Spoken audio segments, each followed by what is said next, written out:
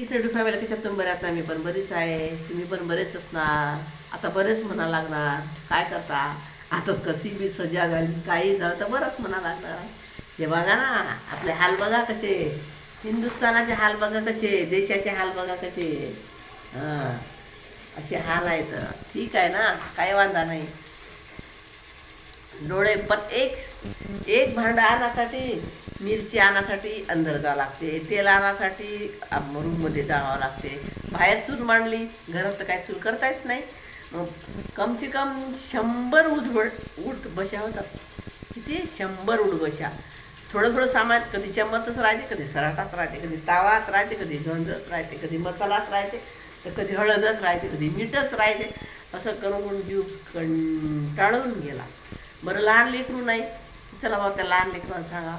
आणि आमच्या माणसाला तर जराशी गोष्ट सांगितली की म्हणतात मी का नोकर हाव, मी का हे हाव, मी का ते हाव, मी करत नाही, मी असं असं असं चालू राहते.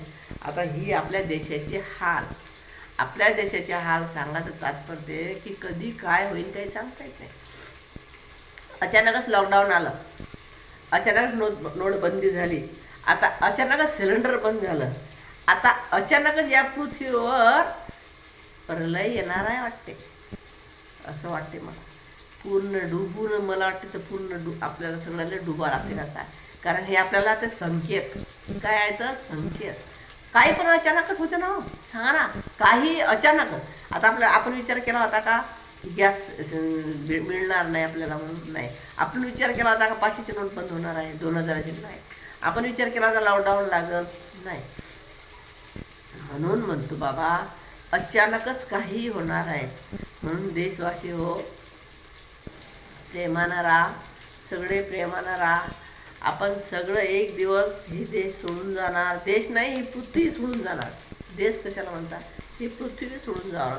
म्हणून प्रेमानं राहा, कोणाशी जळफुगडपणा करू नका, कोणाला वाईट बोलू नका, कोणाविषयी वाईट विचार करू नका. आता तात्पर्य, आता मी समजून घ्या, कोणाशी कोणी मला रिश्तेदार भेटला, आता मी त्याला नाही बोलली, मी आता नसेल माझं लक्ष राहिलं कोणावर नाही बोलली तर, आहे ना. तर मग काय याचा मतलब हे थोडं आहे की मी गर्व आलं मला, मी घमंडी आहे, मी तुमच्याशी पुचट आहे. नाही नाही नाही नाही नाही, असा विचार कधीच करायचा नाही. होऊ शकते कधी माणूस बिझी असते, कधी दिमाग काही वेगळा इकडे असते, नाही बोलू शकत माणूस, है ना. असा विचार करू नका बाई घमंडी आहे, यांना पैशाचं लय गरमी आली, हे ते. नाही नाही, कारण बघा ना, आपल्याला धडा भेटतंय ना. हा धडा आहे, अभ्यास आहे, हा शिक्षण आहे की आपल्याला हे देश कधी सोडून जावं लागेल, हे देशच म्हणतो, हे पृथ्वी कधी सोडून जावं लागेल याचं काय आपल्याला भरोसा नाही. कशावर घमंड करता? या शरीरावर, या मातीवर. ही माती या मातीवर नाही घमंड. पैसा नाही, काहीच आपलं नाही आहे. घमंड कशावर करता? घमंड नाही.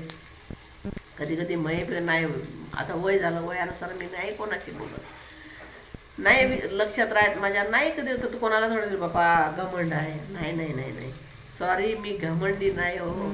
आणि घमंड करू काय?